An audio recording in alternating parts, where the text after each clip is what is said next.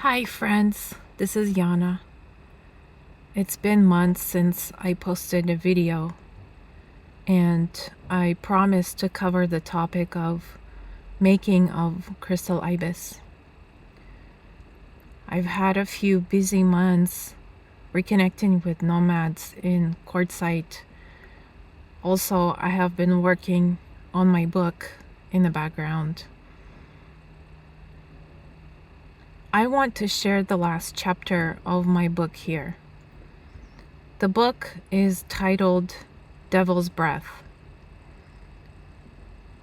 and the last chapter begins with why Crystal Ibis. These wide-plumed birds, full of grace, seek their nourishment in the form of small crustaceans by filtering the sand with their perfectly shaped beaks. They take their time, grazing over the course of the day, harvesting small morsels along the way. They are a perfect creature for a coastal beach, full of light, soaring above the shoreline. The ibis bird represents Egyptian god Thoth, the scribe, the god of justice, awakenings, and magic. He was rumored to be born out of a universal egg, not as Virok, a little beast that my handler had in mind. A graceful, calm, fulfilled, intelligent, and composed version of myself. The quartz crystal has 6 sides, with the 7th being the pinnacle. The Lemurian crystal is the clearest of all quartz crystals. I came across one in Sedona. It amplifies the energy of any other crystal around it. In social context, we have the capacity to have 6 meaningful relationships at one time. In Russian, my native language, the word family literally means семья, or 7-eye. In spiritual context, my family is made up of ancestors in unity consciousness, shamans of the past. My paternal grandmother, Dina, was one. I connected with similar individuals throughout my life. Somehow they played an integral part in my awakening, then vanished. The woman who initiated me into the deep oceans of craniosacral therapy, who wanted to pass on her textbooks from Upledger Institute. As soon as I cut cords from my toxic mother, she vanished. Her daughter, my age, passed away unexpectedly a few years ago. A cakey facade Christian family from my early 20s and 30s, Russian community Christian days. They believed I was playing a sick person to gain their sympathy. Even after I buried my infant child, all they cared about was praising their highest God for letting me undergo their water baptism.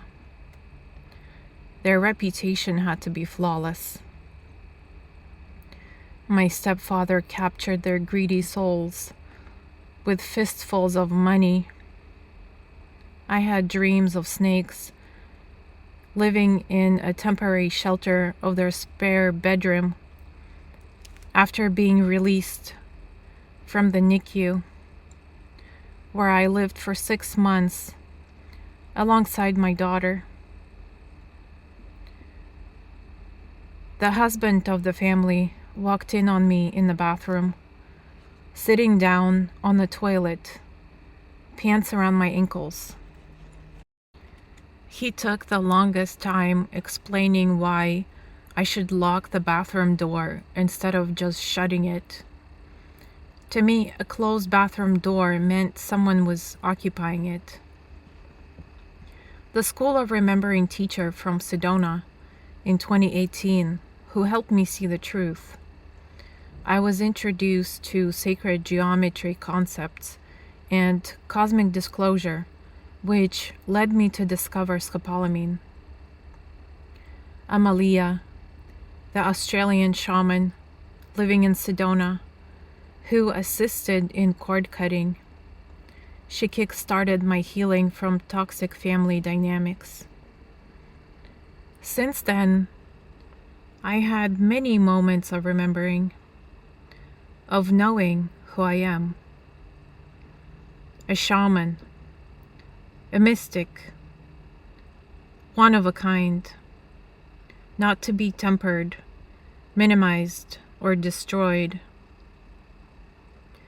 Courtside was a launch pad, an amplifier to my identity that was in hiding, suppressed by decades of MK Ultra programming, trauma, toxic sibling rivalry, a bad marriage, loss of a child, wrapped in abuse, held together by false hope and belief systems that only serve the ultra-wealthy, the perverted, and the depraved. Copyrighted material, all rights reserved. Moving forward, I would like to continue the conversation about resilience and authenticity. I am not dimming my light to make others comfortable. The cost of authenticity is having few people around, and I'm more than okay with it. In fact, I prefer to be alone than to have fake friends. I cultivate my energy daily with prayers and energy healing practices. My work never ends. My book is an invitation into the backstory of my life. The cost of the book is the price of entry into my personal inner workings. I chose the release day for my book to be February 4th. It's no coincidence because it's going to mark a 2-year anniversary of starting my nomadic journey. I've had many challenges along the way, as well as happy moments. Many of them I incorporated into my book.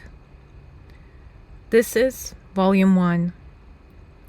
As I continue on my journey, my intention is to keep writing and eventually publish a series of books. As always, I will be posting updates on my website, crystalibis.com, and my Facebook page, Crystal Ibis. I recommend liking and following my Facebook page for more updates.